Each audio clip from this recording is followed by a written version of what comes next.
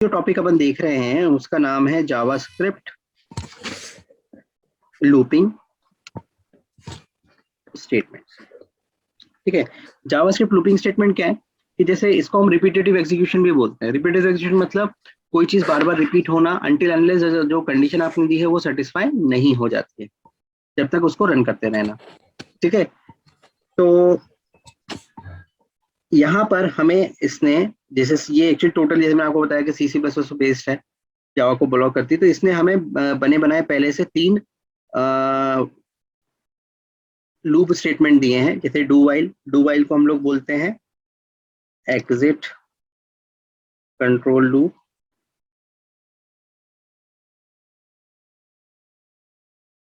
ठीक है, तो पहला है इसका डू वाइल, जिसको हम लोग जनरली क्या बोलते हैं एग्जिट कंट्रोल लूप।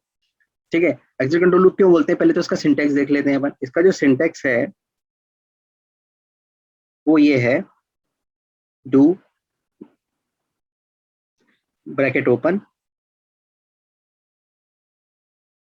स्टेटमेंट्स जो आपको एग्जीक्यूट करना है, bracket close, parenthesis close sorry,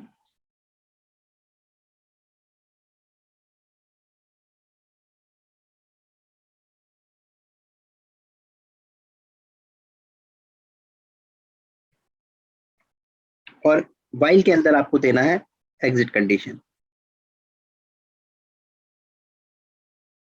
इस तरह से। ठीक है, तो इसका जो कॉन्सेप्ट है वो क्या है कि ये डू है, ये प्रोग्राम को फ्लो को, जैसे आपका प्रोग्राम जब यहाँ पहुंचेगा तो ये डू एग्जीक्यूट होगा, इसके अंदर के ब्रैकेट पैरेंथेसिस रन होंगे, इसके अंदर जो स्टेटमेंट आपने दिया है वो एग्जीक्यूट होगा। फिर ये ब्रैकेट से बाहर आएगा, फिर वाइल पे जाके चेक करेगा कि क्या कंडीशन सेटिस्फाई हो रही है कि नहीं हो रही है, मतलब एग्जिट कंडीशन क्या है, मतलब लूप से मुझे कब बाहर निकलना है। अगर वो कंडीशन सेटिस्फाई नहीं हो रही है, ठीक है ना, तो ये वापस रिपीट हो जाएगा, होगा वाइल कंडीशन चेक होगी, और कंडीशन अगर सेटिस्फाई होती है तो कर्सर वापस कहाँ पहुंच जाएगा, डू पे पहुंचेगा, फिर स्टेटमेंट को रन करेगा, फिर चेक करता जाएगा। इसको एग्जिट कंट्रोल इसलिए बोलते हैं क्योंकि इसमें लूप जो एग्जिट कंडीशन है वो बाहर निकलती है, निकलने के लिए जो स्टेटमेंट अपन देते हैं या जो एग्जीक्यूशन होता है, कंडीशन का टेस्ट होता है, वो लूप से बाहर निकलते टाइम होता है। इट मीन्स ये है कि अगर इस लूप का यूज आप करते हो तो कंडीशन सेटिस्फाई हो रही है कि नहीं हो रही है, इससे इसको कोई मतलब नहीं है, एक बार तो इसको एग्जीक्यूट कर ही देगा। मतलब इसके अंदर जो कुछ भी लिखा होगा वो एटलीस्ट एक बार तो रन होगा ही होगा। ठीक है, तो इसको अपन एक एग्जांपल से समझते हैं। यहाँ पर मैं एक नया पेज बना लेता हूँ, which is called do while dot html। ठीक, और एक जैसे अगर आप चाहें तो बेसिक एचटीएमएल पेज बना लें, नहीं तो स्क्रिप्ट टैग के अंदर भी अपन काम, जैसे मैंने स्क्रिप्ट लिखा, ये मेरा स्क्रिप्ट टैग है। ठीक है, तो मैंने एक वेरिएबल डिक्लेयर किया आई इक्वल टू, मान लो मैंने यहाँ पे इसको रखा 1। ठीक, और मैंने एक डू लगाया ये। ठीक है, और डू के अंदर मैंने लिखा document dot right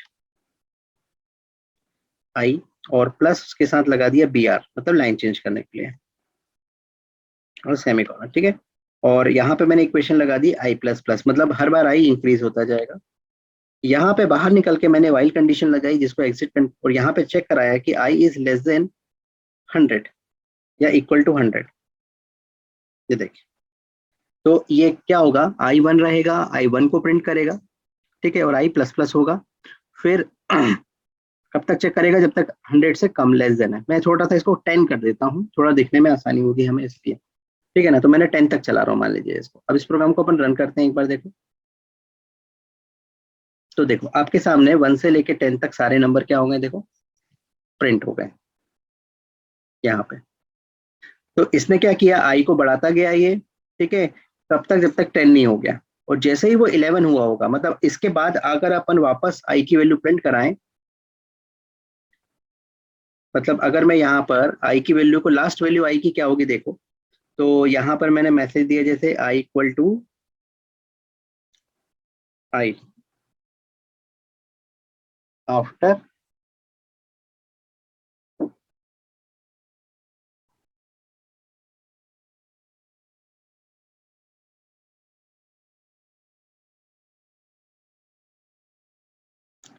after loop I equal to कितना है देखते हैं। ठीक है,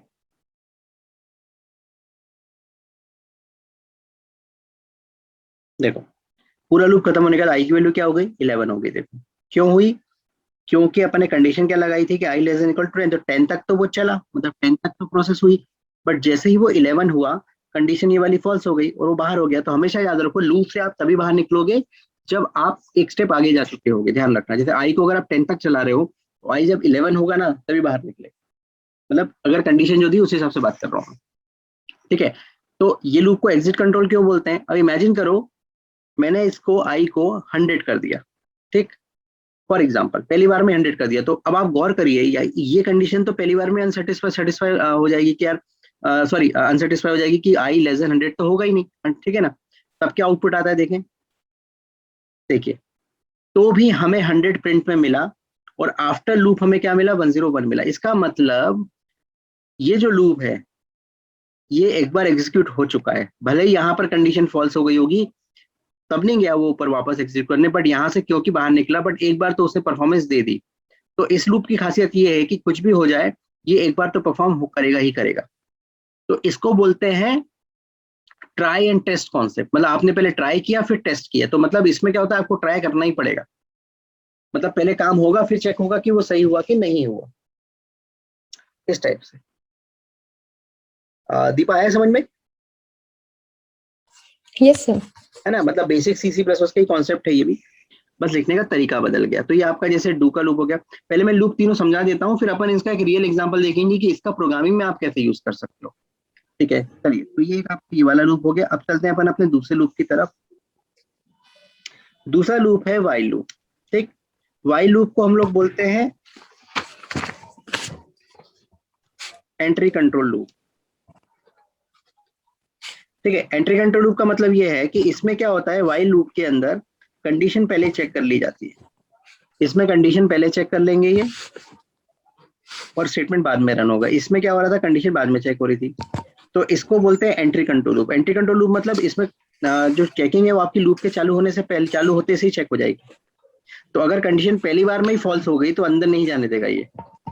इसका मतलब ये हमें इसलिए इसको एंट्री कंट्रोल बोलते हैं कि मतलब ये हमें बिना कंडीशन चेक किए अंदर एग्जीक्यूट करने नहीं देगा।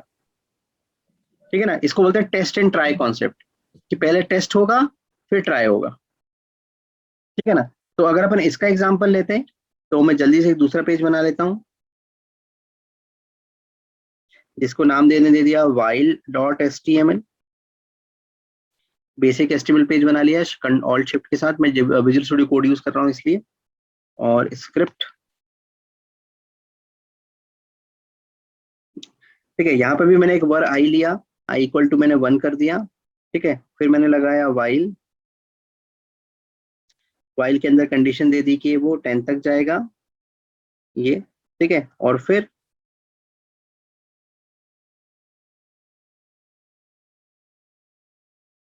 Document dot right, same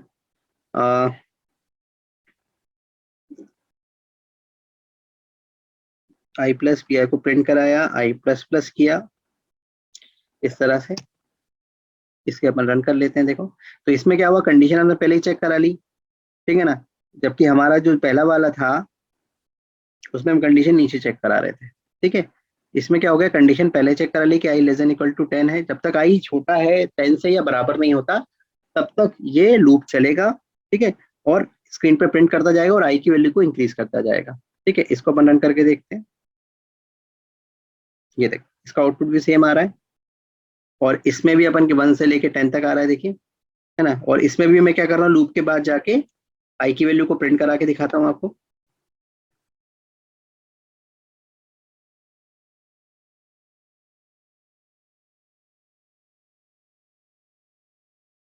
after loop I equal to मैं प्रिंट करा के दिखाया आपको, देखो। ठीक है, रिफ्रेश किया तो देखो इसमें भी वही सेम हुआ।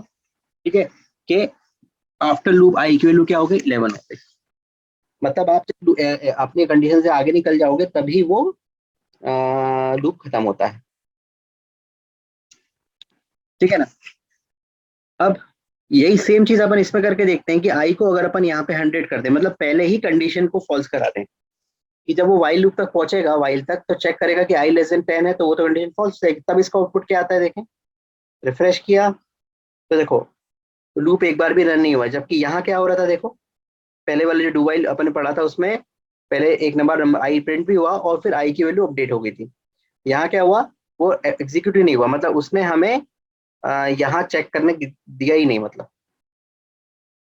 है ना, वो सीधे बाहर निकाल के यहाँ पर आ गया, इस चीज को एग्जीक्यूट होने ही नहीं दिया उसने। तो इस टाइप का ये कॉन्सेप्ट होता है वाइल का। ठीक है दीपा, यस सर। है ना। चलिए अब अपन देखते हैं अपना तीसरा लूप। पहले मैं तीनों लूप बता दूं, उसके बाद मैं आपको इसका यूज करके दिखाऊंगा प्रैक्टिकली, मतलब जावास्क्रिप्ट में इसका आप कैसे फायदा उठा सकते हो। ठीक है, तो तीसरा लूप है आपका फॉर लूप। ठीक है, इसको जनरली मतलब ऐसा बोलते हैं, इसको जनरली इंटीजर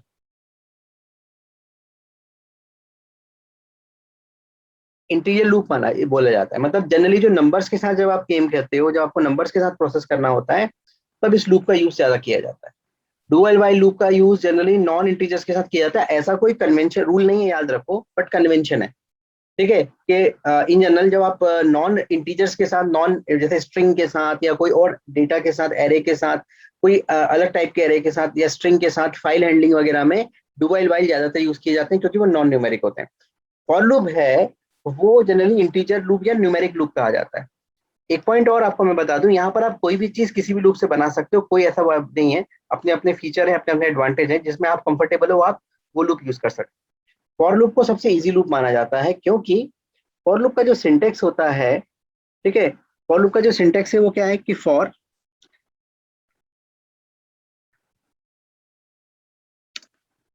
सबसे पहले आता है इनिशियलाइजेशन। क्या है इनिशियलाइजेशन बताऊंगा, फिर आता है सेमीकोलन। ठीक है, फिर अगली आता है इसमें टेस्ट कंडीशन, सेमीकोलन, और फिर आता है काउंटर पार्ट। मतलब लूप में यूज होने वाली जो बेसिक तीन चीजें होती हैं,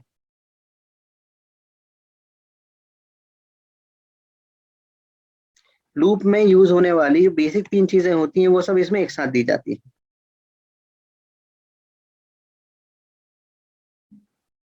ठीक है, अभी हमारे इन लूप्स में क्या हो रहा था, यहाँ देखो, गौर करो कि अगर मैं यहाँ डिस्क्राइब करूं तो वो क्या है, देखो यहाँ पर तीन चीजों को मैं डिस्क्राइब करता हूँ। ये वाली जो चीज है, इसको हम क्या बोलेंगे,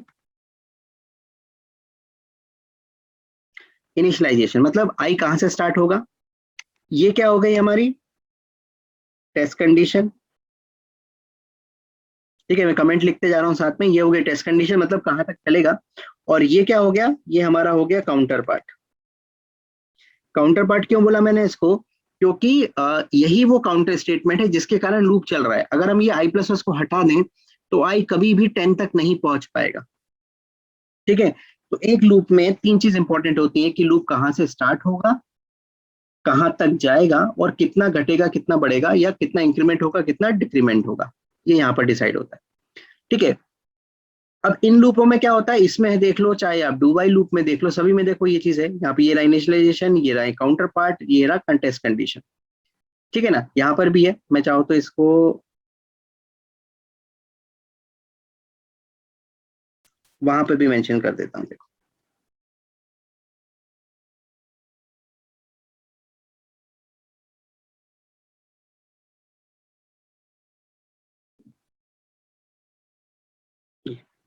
यहाँ पे भी मैंने मेंशन कर दिया है। ठीक है ना, तो पॉइंट यहाँ ये है कि दोनों ही लूपों में क्या होता है, ये तीनों चीजें अलग अलग जगह पे दे रहे थे, आप देखो अलग अलग पोजीशन पे दे रहे थे।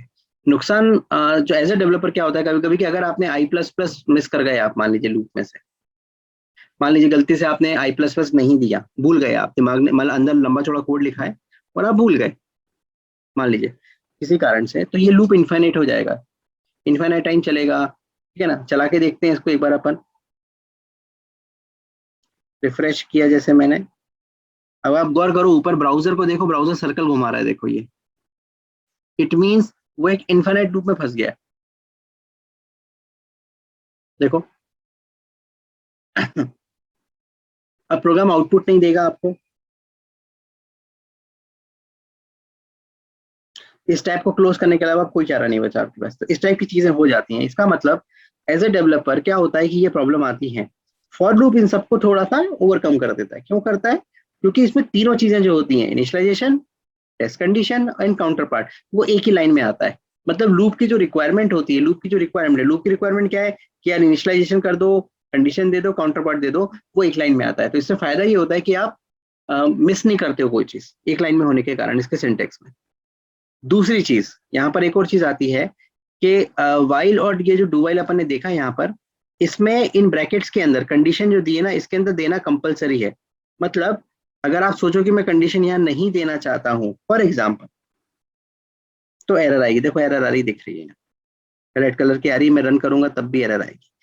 ठीक है, क्यों? मतलब इसको खाली नहीं, इसको कुछ ना कुछ तो आपको यहाँ देना पड़ेगा। जबकि फॉर लूप में ऐसा नहीं है, फॉर लूप में ये तीनों ही चीजें ऑप्शनल है। आपको इनिशियलाइजेशन नहीं करना, छोड़ दीजिए उस जगह को, सेमीकोलन लगा दीजिए। टेस्ट कंडीशन नहीं देना, उसके बीच में उसको हटा के सिर्फ आप सेमीकोलन लगा दीजिए उसका। इस तरह से तीनों चीज ऑप्शनल है, कंपलसरी नहीं है कोई भी चीज। ठीक है ना? तो अपन इसको एक एग्जांपल से, फिर एक एग्जांपल लेता हूं मैं। तो इसका ले लिया मैंने फॉर डॉट HTML। ठीक है, और बेसिकली जनरेट कर लिया मैंने।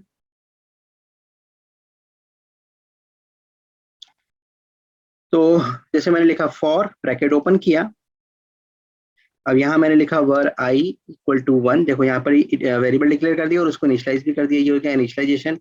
यहाँ लगाया आई इक्वल टू 10, ये जो भी कंडीशन आपको लगानी है। फिर मैंने लगाया आई plus plus.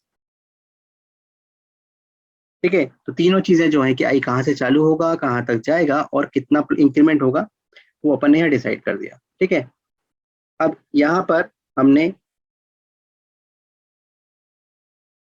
Document dot right किया,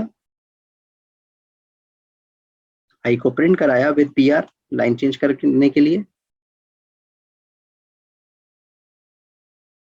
ठीक है, और आफ्टर क्या होगा मैं वो भी प्रिंट करा देता हूँ। मतलब आफ्टर लूप आई की वैल्यू क्या रहेगी, जैसे हम हमेशा तीनों लूपों में हमने करके देखा है, after I equal to plus I. After loop I equal to कितना हुआ देख। ठीक, इसको रन करके देखते हैं एक बार। तो देखो यहाँ भी सेम वही चीज चल रही है। 1 2 3 4 5 6 7 8 9 10 पूरे नंबर्स प्रिंट हो गए, और लूप खत्म होने के बाद आई की वैल्यू क्या हो गई, 11 हो गई। तो जैसा हमने अभी इसमें देखा, इसमें क्या हो रहा है, इसमें हो रहा है कि आई अपने जब तक मैक्स तक नहीं पहुंच जाता तब तक चलेगा, और जब आपने मैक्स से निकल जाएगा, मतलब हमेशा अपनी कंडीशन से +1 हो जाता है या जो भी है, तभी बाहर निकलेगा। अच्छा, आप यहाँ पर आई प्लस प्लस जो दिया है, या किसी भी लूप में आप यहाँ कुछ और भी दे सकते हो, सिंपल इक्वेशन भी दे सकते हो ऐसी। I equal to I plus two, जरूरी नहीं कि आई प्लस प्लस और आई माइनस माइनस ही देना है आपको। आपने लिखा I equal to I plus two, मतलब दो दो का इंक्रीमेंट हो जाए, देखिए क्या होता है। देखो 1 3 5 7 9, क्योंकि 1 से चालू हुआ था, 2 का इंक्रीमेंट हुआ, 11 पे आके रुक गया। और यही अगर आपने आई को 0 से चालू किया होता, तो 0 2 4 6 8, देखो ये आ गया, सारी ऑड नंबर्स 2 से। तो इस तरह से ये चीज हो सकती है।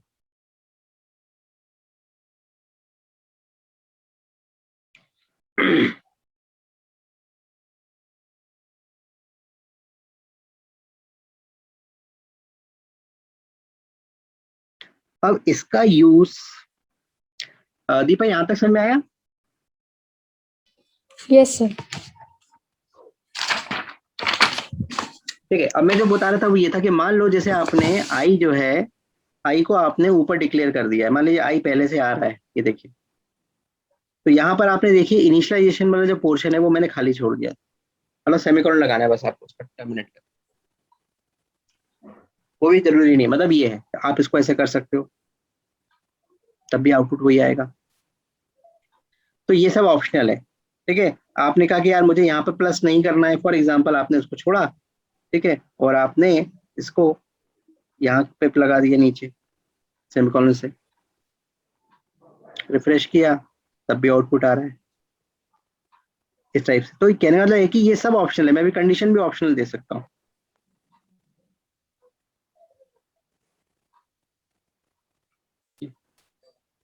ठीक है ना? तो ये सब ऑप्शनल है, मतलब इसमें आप देना चाहें तो ठीक है, नहीं तो जैसे मैंने वापस जैसा था वैसे ही कर देता हूँ।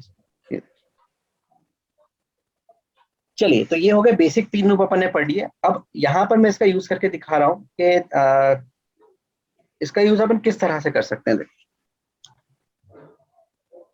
मान लो अब तुम्हें स्क्रीन पर जैसे dob.html, मैं एक एग्जांपल बना रहा हूँ,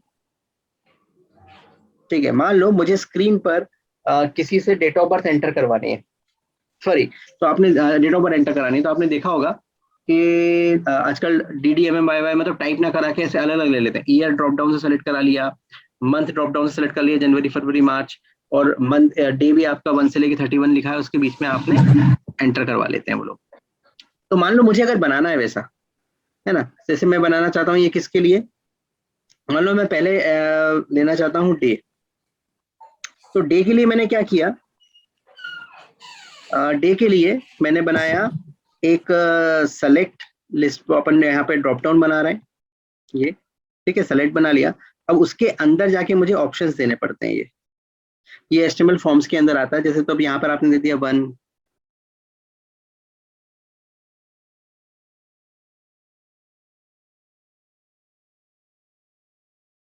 2,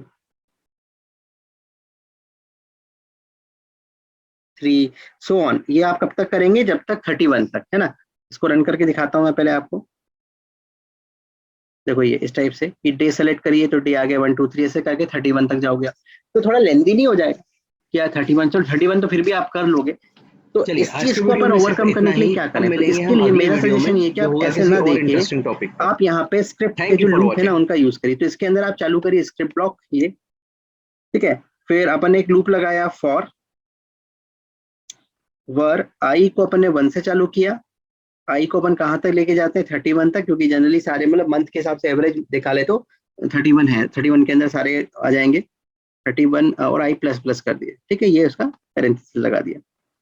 अब इसको हम क्या करते हैं, डॉक्यूमेंट डॉट राइट लगाते हैं।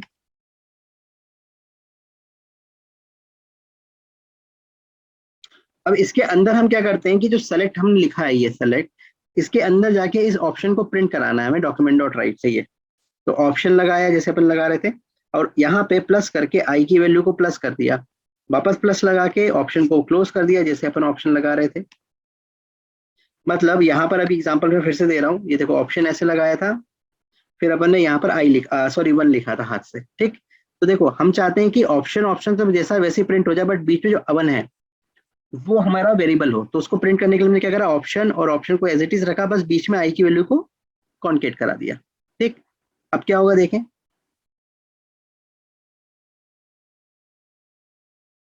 देखो इस चीज का तुम्हें फायदा मिल गया। इसका इंस्पेक्ट एलिमेंट करके देखोगे आप, ठीक है, तो यहाँ पे तो आपको कोडिंग दिख रही है, थे डे लिखा रहा है, ये देखो ऑटोमेटिकली ये उसने 1 2 3 4 5 जनरेट कर दिए, देखो स्क्रिप्ट कोडिंग भी दिख रही है, बट आउटपुट, ये आउटपुट भी दिखा रहा है साथ में।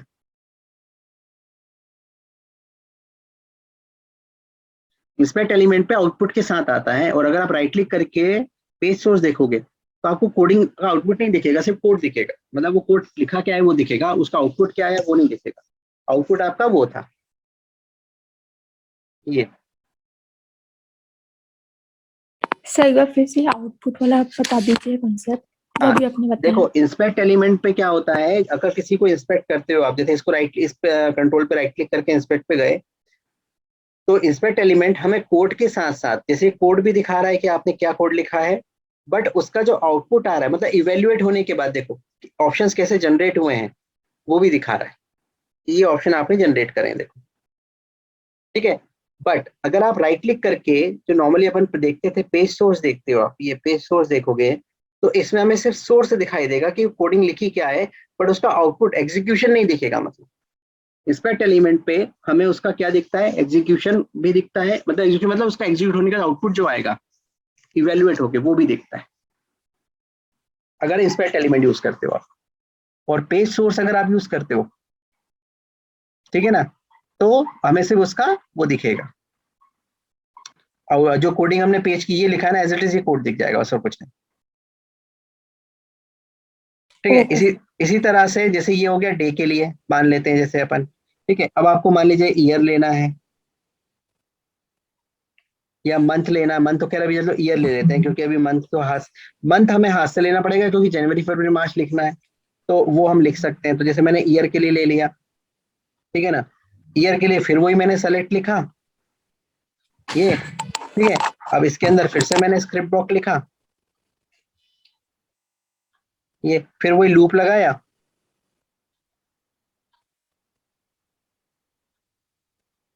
और लूप आई को स्टार्ट किया, आई इक्वल टू, अब जैसे मुझे मान लो 100 ईयर्स लेने हैं, तो मैंने 1900 से चालू किया या कहीं और से चालू कर सकते हो, ये इक्वल टू इसको कहाँ तक चला दिया, 2021 तक, आई प्लस प्लस,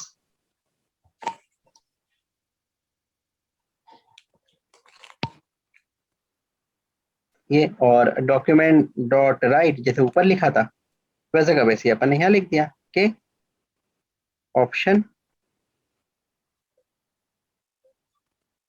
और इसके बाद प्लस आई की वैल्यू को कॉन्केट कराया, वापस प्लस किया, डबल कोट्स के अंदर ऑप्शन को क्लोज कर दिया,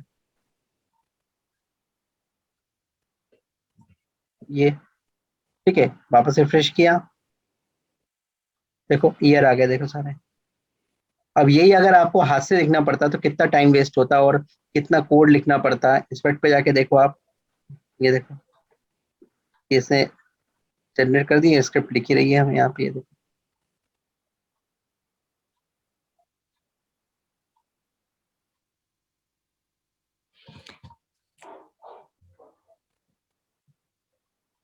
तो इस तरह से क्या है, मुझे लगता है स्क्रिप्ट का अभी आप लूप का यूज कर सकते हो स्क्रिप्ट में ऐसी चीजें करने के लिए, कि जब आपको यूजर से कोई चीज लेनी है ना, तो आप ले सकते हो। इस टाइप का जैसे आउटपुट देना है, सॉरी, आपको किसी तरह की कोई चीज लिस्ट देना है, कोई सीक्वेंस जनरेट करना है, कोई नंबर्स देने हैं आपको, तो वो मेरे ख्याल से लगता है इससे आप यूज करेंगे थोड़ा ज्यादा ही हो जाएगा। अदरवाइज जब मैन्युअली आप लिखेंगे तो आपको थोड़ा सा मतलब मेहनत ज्यादा करनी पड़ेगी, और कुछ। चलिए आज के वीडियो में सिर्फ इतना ही, अब मिलेंगे हम अगले वीडियो में जो होगा किसी और इंटरेस्टिंग टॉपिक पर। Thank you for watching.